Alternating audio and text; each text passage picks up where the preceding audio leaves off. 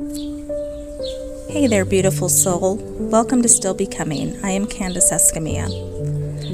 I want to start today by saying something honest, something vulnerable. See, I lost my best friend, and at the time, it felt like my world cracked wide open, like I was standing in the rubble of something I thought would last forever. But today, I want to share with you how that loss, as painful and disorienting as it was, also became the moment I started to come home to myself. This isn't a story about bitterness or blame. It's about release. It's about remembering.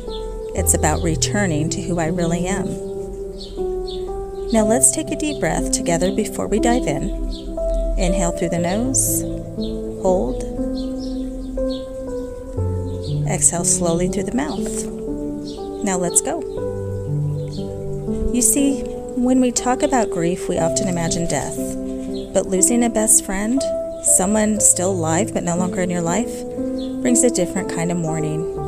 It's like carrying a ghost of a relationship, walking through the memories that don't have a future. See, she was my safe space, my person, the one I could be unfiltered with, messy with, wildly imperfect with. The kind of bond that felt untouchable, until it wasn't. And the breakup, because yes, friendship breakups are breakups, wasn't loud or explosive. It was a slow unraveling, a shift I felt in the pit of my stomach before I had words for it. When it ended, I kept asking, was it my fault? What did I miss? Why wasn't I enough to keep? And maybe you've asked those questions too. See, what I've learned is that our external reality is a mirror of our internal state. At first I thought, no way. This isn't about me. She changed. She pulled away. But when I sat still, when I stopped numbing and distracting, I began to see something deeper. I was chasing approval. I was afraid of being alone. I'd built so much of my identity around being needed, around being the friend who always showed up, even if I wasn't showing up for myself. That friendship ending didn't just hurt. It revealed. See, sometimes the universe removes people not to punish us, but to protect the alignment we're being called into. That hit me hard. I realized that my energy had been off, not in a you're broken kind of way, but in a you're misaligned with who you really are kind of way. And when something is misaligned for long enough, the universe will eventually crack it open. So that's what it did.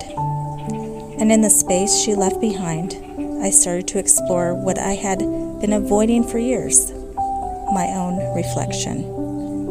I began to meditate, not to fix myself, but to feel myself, to be present with the sadness, the silence, the scary stillness. And in that silence, I started to hear something I hadn't heard in a long time. Me. When you change your energy, your reality will shift to reflect that change. So I asked myself, what energy was I carrying before? What was I gripping? What was I begging instead of allowing? Turns out, I'd been holding on to people out of fear. Fear of abandonment, fear of rejection, fear of being invisible. But when I let myself really feel that, something softened. I realized I didn't have to carry that fear anymore. Letting go didn't mean I failed. It meant I was finally making room for truth, for alignment, for real soul-level peace. The truth is, I still miss her terribly. I still remember the inside jokes, the deep talks, the I got you texts. But I no longer feel broken when I think about her. Now I feel gratitude, because her absence helped me wake up. I started setting boundaries.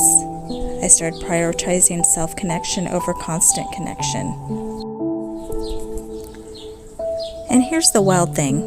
The more I focused inward on healing, on raising my vibration, on being, the more I've attracted people who see me for me, not for what I could offer, fix, or perform. So if you've lost someone who once felt like your entire world, I see you. I know that ache. but I also know the alchemy that can come from it. Sometimes the universe doesn't just take things away, it clears the space for what's real, what's aligned, what's you. You're not broken, you're just becoming. Letting go doesn't mean you stop loving them, it means you start loving you. So breathe, soften, and allow this chapter to shape you, not shatter you.